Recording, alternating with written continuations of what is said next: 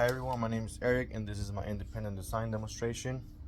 So the purpose of this project is to feed your pet anytime you're not at home, and I am achieving these by using a 555 timer that is set up to have a period of 20 minutes with a low time of 1 second and a high time of 19 seconds. And however, I am inverting that output using this IRF 9530 MOSFET over here, so that I have a high time of 1 second and a low time of 19 seconds. As you can see, I have these diodes right here that are in parallel with each other and in series with the flyback diode that I have that is protecting my motor. I'm using also this toggle switch based on a 555 timer as well, and every time I press that switch or that push button, it powers this whole circuit, and that circuit is powering the entire mechanism that we have over here. These over here are sensors, so each red LED indicates how many servings there are on the inside of the tube. And right now, as you can see, we only have one serving, and I'm using M&Ms just right now for demonstration purposes.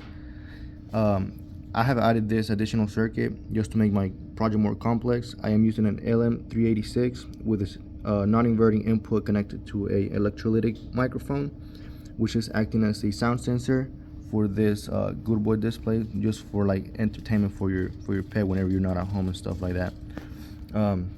So if I go ahead and get started and press this button right now, it's sending all of the signal to this other circuit, and it's going through the load time right now. So I've added this yellow LED just for troubleshooting purposes, so that anytime if I need to troubleshoot because something isn't working, that yellow LED allows me to know that that circuit is in fact working. And as you saw, the motor just spin and release all of the M&Ms there, and in the next 18 seconds it should work again right there.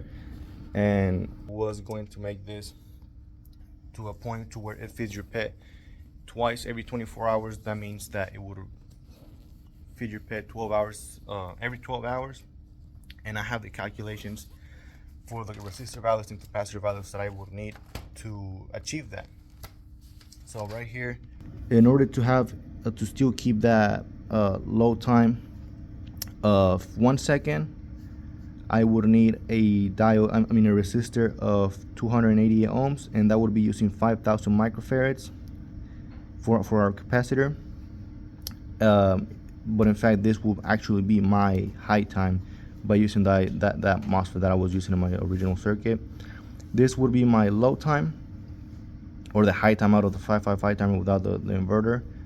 And in order to get 12 hours, so 12 hours minus 1 second is 42,199 seconds, which means that I would have to use a 12.2 mega ohm resistor, and this would in fact be like I said, the high time of the actual timer without using my MOSFET. So these are the values that I would need to achieve that. Abstract.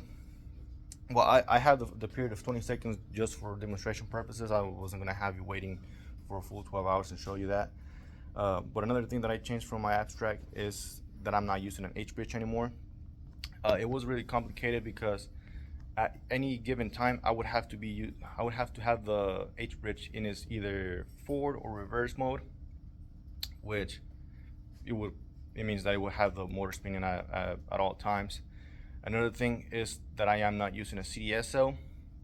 I figured that by controlling the power of the circuit with a cadmium sulfide cell, it was bringing a lot of the current that the motor needed to give me the right spin. So I have set up the motor with diodes in a way that it gives me a turn of 180 degrees, and it opens up the compartment here for 180 degrees. So it gives it enough time for the food to slide down the tube. So that's another thing that I changed regarding the CDSL, and that's pretty much it. This is okay. Right here I have my tube. I have the main circuit that is powering the mechanism, the circuit that is allowing me to power that circuit, and this sound sensor that I'll go over here in a little bit. So if you can read that, it says good boy, and this is the sound sensor. So anytime your dog barks or something like yo yo yo yo, it lights up the LEDs. Right now I may need more voltage than just this battery might be drained out. But anytime your dog makes a sound, or whatever pet you may have, it's gonna display that just for like some sort of entertainment for your dog. My dog spends a lot of time alone at the house, so keeping him entertained with something like that will be a good idea. And yeah, that's all. Thank you.